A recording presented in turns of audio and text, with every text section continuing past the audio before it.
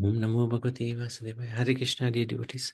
Wanted to seek the blessings of Radha Madhava, Radha Shyam Sundar Krishna Balaram, Bal Gopal, Nrsimhadev, Jagannath Baladev Subhadra, Shishi Gaunitai, Tulsi Mali, Haridas Thakur, Guru Parampara, Srila Prabhupada, Guru Maharaj, and the assembled devotees. So we're continuing with Canto 1, Chapter 11.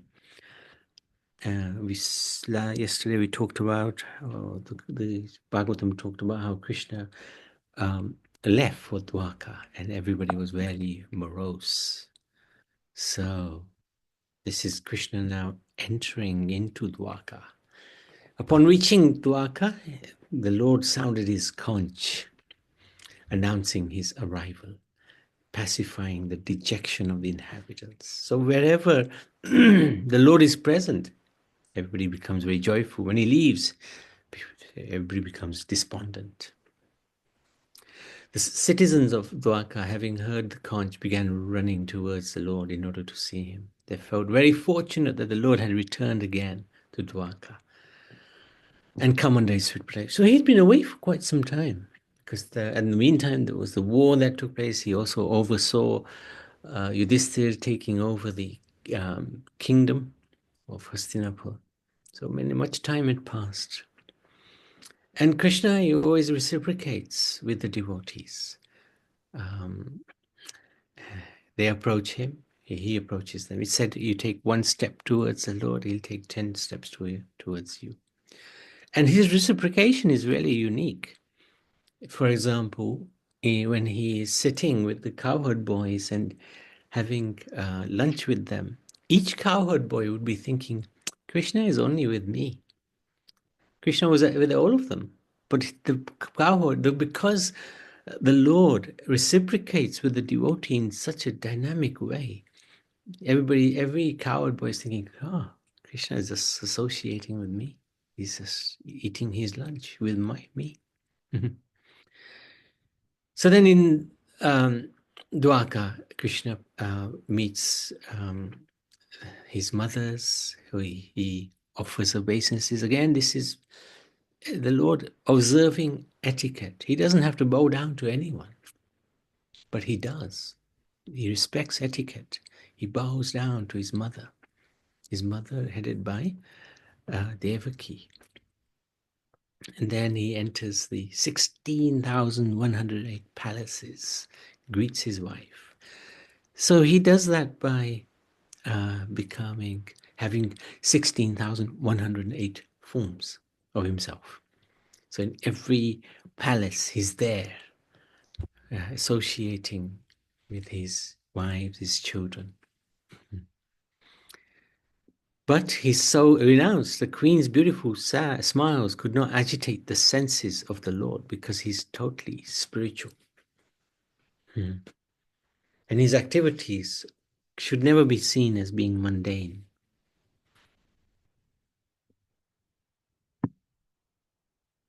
Krishna appeared to living entities to enjoy the eternal relationship with him. Yeah, he appears in that way. So chapter 12. Birth of Maharaj Parikshit. Yudhishthira's devotional service. He ruled generously during his reign, exactly like his father, Pandu. The opulence of the king was so enchanting that the heavenly denizens aspired for it. However, the king was always absorbed in the service of the Lord. Nothing else would satisfy him. So when the child, Parikshit, was in the womb of his mother and suffering the burning heat of the Brahmastra thrown by Ashwatthama, he observed the Supreme Lord coming to protect him. So we saw that yesterday. We saw the picture where little baby Parikshit is in the womb, and four-handed Lord. The Lord has 4 hands, had 4 hands, golden earrings, eyes blood red with fury, and his club was constantly encircling him like a shooting star. So that was his protection from the Brahmastra released by Ashwatthama. So the question was also, Ashwatthama Did he have the power? Because he had already been stripped of his jewel on his forehead. He had the power because he knew the mantra to invoke the Brahmastra. But after this incident, Krishna cursed him to be powerless, and he'll be roaming for eternity around as a beggar. Then the Lord suddenly disappeared from the vision of the baby. So the apparent heir of Pandu, Parikshit, was born. So he's like the grandchild of Yudhishthir. When he was born, when all the good signs of the zodiac gradually evolved, Yudhishthir was very happy with the birth of Parikshit, and they did the purificatory process. And astrologers had made predictions about the child. He will be very well known in the world as one who is protected by Supreme Lord. And the child will become a first-class devotee, endowed with all good qualities. So this made Yudhishthir very happy, because other predictions were he would be very charitable, just like Sibi or Lord Shiva or Rantidev. Mentally very balanced, like Brahma and Yudhishthir. He'd be forbearing, forgiving, like the earth and Bali Maharaj. He'd be truthful, like Lord Ram. He'd give shelter to others, like Lord Krishna and Lord Narayan. Above all, Parikshit will be a great devotee of the Lord. He will be wise and thus be able to control everyone. Not through violence and war or hatred, but through love. This is the quality of a pure devotee. Parikshit is famous for his birth, activities, and his death. Throughout his life, he was protected by Krishna, especially at death, he will go directly back to Godhead. So this was a prediction, and that made everybody happy. And he was given the name Parikshit, which means examiner, because he would examine all living beings in the search after that personality whom he saw before his birth. So he saw Vishnu for a short time, even within the womb of his mother, and he remembered. And his whole life, he would examine anybody who would meet. Is this Vishnu? He would be always thinking about that form of the Lord. At that time, King Yudhishthira planned to perform a horse sacrifice to get rid of the sins incurred from fighting with kinsmen. Lord Krishna, being invited to the ceremony, saw to it it was performed by qualified Brahmins. After the ceremony, the Lord remained for a few months and then returned back to Dwarka, accompanied by Arjun and the Yadus. So this is another occasion after the birth of Parikshit. Chapter 13, which is entitled Dhatarashtra Quits Home.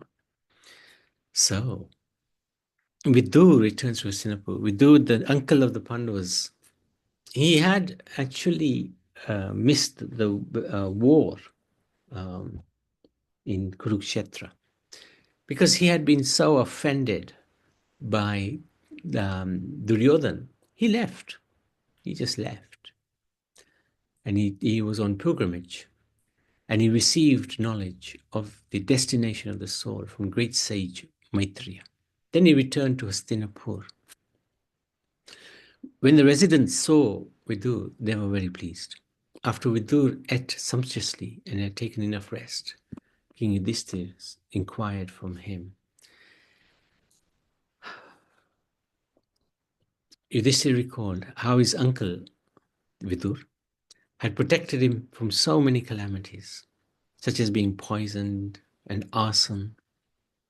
He inquired from his uncle how he had maintained himself while on pilgrimage, because it wasn't just for a little while, he was on pilgrimage for quite some time. What holy places he had rendered service. And this is very important. It's good to go to holy places. But if we're going just to see, just to be a tourist, then we are actually missing the point. The idea of going to holy places is to render service, render savor, do something useful. He also said, devotees like yourself are just like holy places personified, because you carry the Supreme Lord within your heart. You turn all places into pilgrimage, all places into places of pilgrimage. So this is a very important point. Devotees have this power. They can go to a place and it may be a hellish place, but they can turn it into the spiritual world. And the example is Srila Prabhupada. He went in the middle of New York, the most materialistic city in the whole world. And what did he do? He turned, he set up a worldwide Hare Krishna movement and savior of the whole world. So this is the power of the devotee. Vidu described everything except the news of the annihilation of the Yadu dynasty, because that was heartbreaking. He knew, because Maitri had told him. But he didn't disclose this to Yudhishthira, because he knew this would really hurt Yudhishthira. And then Vidur is such a kind soul. Although he had been hurt by Duryodhan, whose father is Dhritarashtra, and Dhritarashtra kept quiet. So he had been hurt by Dhritarashtra as well. But he advised his blind brother Dhritarashtra, who was living in fear, to leave the palace. You're living with the people. Of course, they're holy people. But they killed your children. You're living in fear or hatred or something. It's not happy where you are. You're not in a happy situation. Your body is old and diseased. Your memory is short. Your intelligence is disturbed. Your teeth are loose. Don't you see? The Supreme Lord, as eternal time is approaching you, the first-class man understands the falsity and misery of the material world and thus leaves home. Depends fully on the Supreme Lord residing within the heart. So this is the preaching of a devotee who cares. So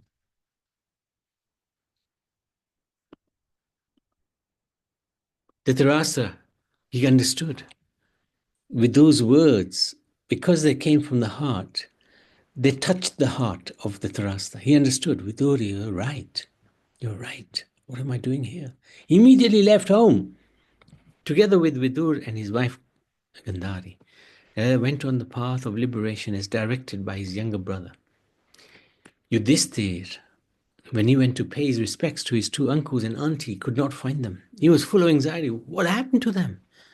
He asked from Sanjay. Sanjay is the charioteer. Oh, he was one looking after Dhritarashtra. He didn't know.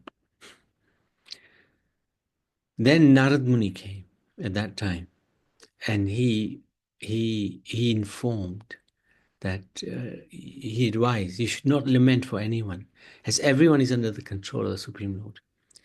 He also advised that the focus should always be Shri Krishna. He then told him, uncles and auntie, they've gone to the southern side of the Himalayan mountains.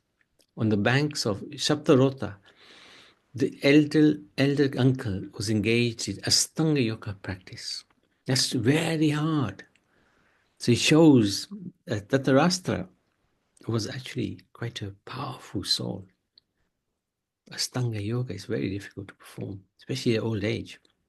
He will most probably quit his body on the 5th day from today. The auntie, Laskandari,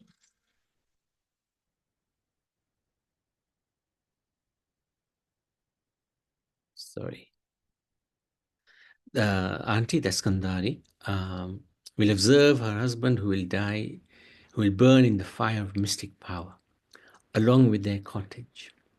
And she will also enter into the fire with rapt attention. My goodness, what a sacrifice. She sacrificed her whole life.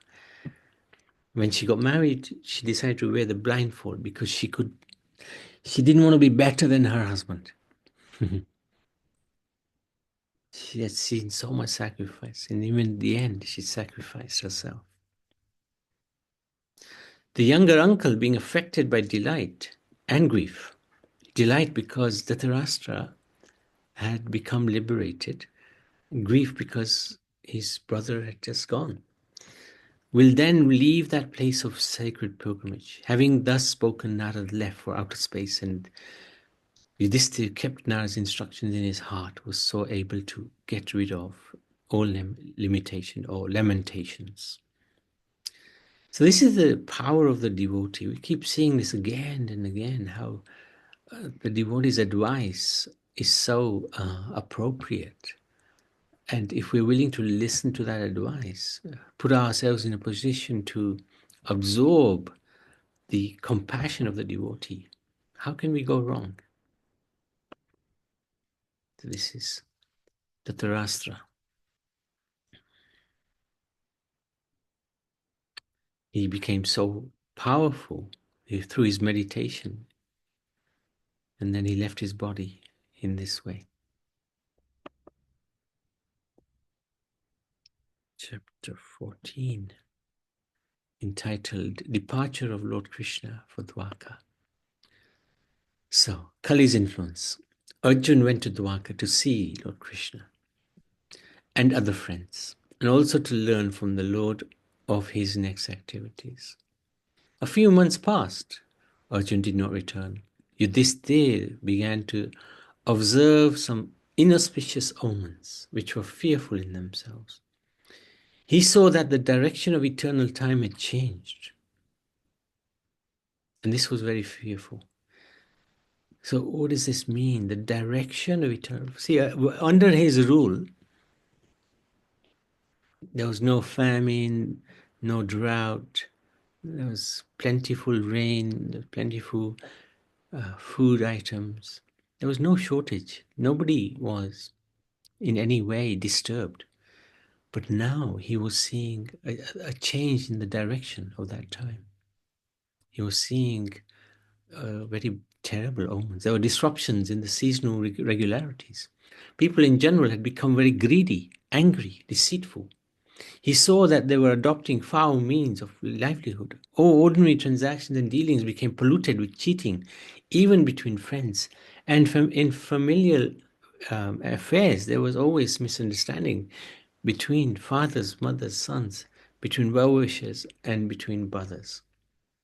Even between husband and wife, there was always strain and quarrel. So now, of course, this is very commonplace. We are used to this very much in our everyday life. Because this is the age of Kali. But at that time, that was a new thing for Yudhishthira. What's going on? Because in his time, the rule was so perfect. There was no misgivings. But now, everything changed. Yudhishthira said to Bhim, just see how the miseries due to the celestial influences, earthly reactions, and bodily pains, all very dangerous in themselves, are foreboding danger in the near future. So danger is coming. Something's going to happen.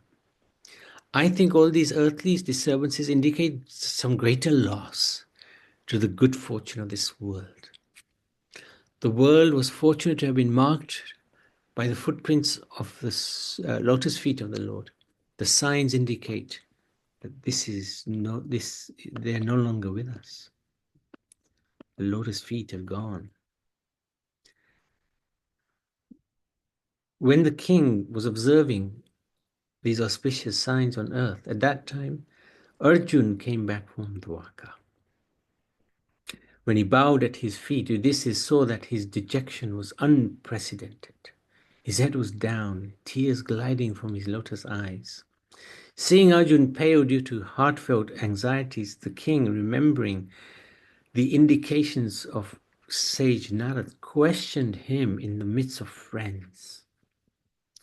Yudhishthira said, my dear brother, tell me whether our friends and relatives are passing the days in happiness. Yudhishthira further inquired, is Lord Krishna the Supreme Personality of Godhead, who gives pleasure to the cows, the senses, and the Brahmins, who is affectionate towards devotees, enjoying the pious assembly at Dwarka, surrounded by friends. He's asking in the hope that Arjun will say yes, but he knew the signs are not good. But still, he was hopeful. Yudhishthir continued, please tell me whether your health is all right.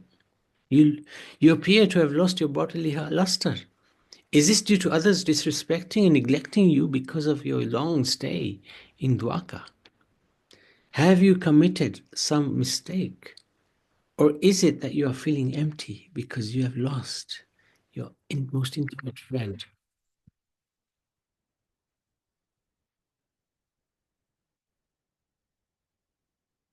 Your most intimate friend, Krishna. Oh, my dear Arjun, I can think of no other reason for you being so dejected. After all, he's just come from Dwarka.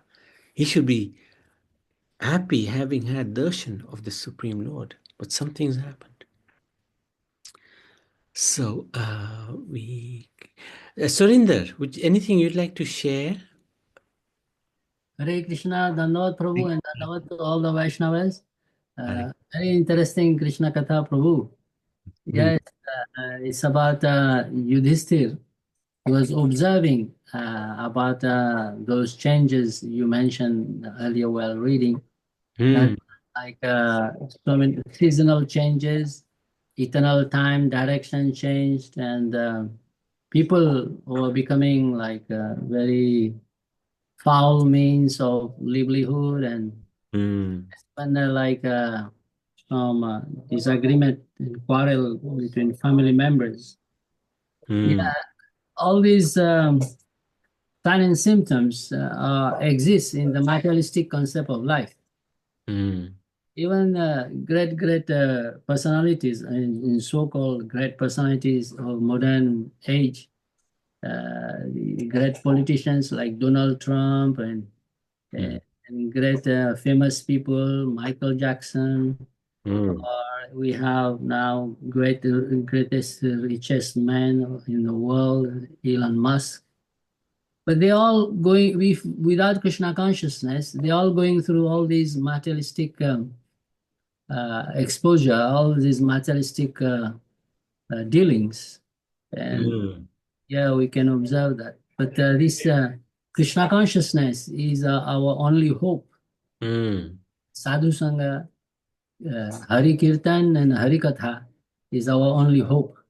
Yes. mm. Okay. Hare Krishna. Nitai Gaur Hari Bol. Thank Oh, you. thank you. Thank you so much. Yes, absolutely agree. The only hope we have is chanting of the holy names. And that's the beauty of this in age of Kali Yuga. We just by simply chanting the holy names, we will achieve, all success, including prema bhakti. What more can we ask for?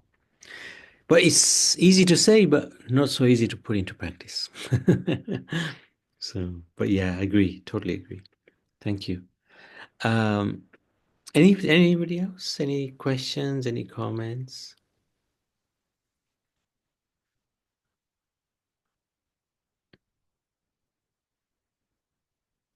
Prabhu, I just Yes. one question. You Yes. know when it says that Yudhishthira remembered the when he was with Narad Muni. Can you explain that? Was he got he was questioned? Um, that bit I didn't. Yeah, in the midst of friend Yudhishthira's Narad, the sage questioned him in the midst of friends. Ah, yeah, yeah. Yeah, so That can you was explain about. that a bit? That was more about Dhritarashtra, because at that time he couldn't find Dhritarashtra and Vidur and Gandhari, so he was. Yudhishthira was wondering where have they gone. So at that time, Narad Muni came and he advised because he knew Yudhishthira would be very badly affected because Yudhishthira actually loved um, Dhritarashtra and Vidur, and he knew that Yudhishthira would be um, thunderstruck by their disappearance. So he came and he advised that don't be attached to anything except Krishna. Focus on the Supreme Lord. And then he told him, "Oh yeah, and by the way, Dhritarashtra is meditating. In 5 days, he's going to be liberated together with your auntie. So then Yudhishthir realized, this is going to happen. And because Narada Muni had already advised, just be focused on Krishna, he didn't feel great lamentation. Is that okay? Was that answering your question? Yes, Prabhu, I understand it better. Yeah, thank you. Yeah. Thank you so Thank much. you. Thank you so much for asking. Okay. Oh, yes. Is that Priyanjali? Yes, Prabhuji. Yes, Priyanjali. So when you said that Dhritarashtra was about to get liberated, then what did was it only Yudhishthira who was lamentating for him? He was the main person lamenting, but all the Pandavas had some relationship, some affection for Dhritarashtra and Vidur, especially Vidur. I mean, they loved Vidur very, very much. But even Dhritarashtra, even though his sons had caused so much grief to them and to so many others, they still liked their uncle. This is actually human behavior, ideal human behavior, that you don't have any enemies and you consider your elders like your guru, your the elders are your superiors, seniors, and that's how they viewed Dhritarashtra, and especially Yudhishthir. He was the top. The way he dealt with everybody was very appropriate, majestic. So yeah, he was feeling the pain the most, but it didn't mean the others didn't feel. Oh, where are our uncles? They all did. They all felt. Where they gone? They were here yesterday. Today they're gone. So there was a lot of inquiry going on. What's happened? And did Vidur get liberated? Not at that time. Not at that time. I don't know how he left his body, but it was much after. At that time, Vidur, he felt happy and he also felt sad. He felt happy because Dhritarashtra listened to him and he gave up family life and he's become liberated. But of course, he was also sad because his brother had just gone. And then Vidur, he traveled. He went on more pilgrimage. He went to different holy places, meeting saintly people. And actually, who Vidur is, he is Yamraj. He's Yamraj, the incarnation of Yamraj. So he's already a perfected personality. So he's definitely liberated. He's definitely with Krishna in the spiritual world because he's one of Krishna's sweet devotees. Is that okay? Yes, and if Vidur felt a bit sad that Dhritarashtra went away and got liberated, then why did he take him there? Oh, no. He wasn't sad that he was liberated. He was happy. He was only sad because he lost his brother. Because, he could no longer see his brother. His brother had gone to the spiritual world. So that's why he was a little sad. But you could see him when he goes back to Correct. Krishna. Correct. But in the meantime, he had to be away from his brother. So that's why he was a little sad. He wasn't very sad, just a little sad. Oh, okay. Mhm. Thank you, Pianjali. You haven't asked a question for a long time. Thank you so much. Very good. Okay, so Srimad Bhagavatam ki jai. Shri Shri Radha Krishna Bhagavan ki jai.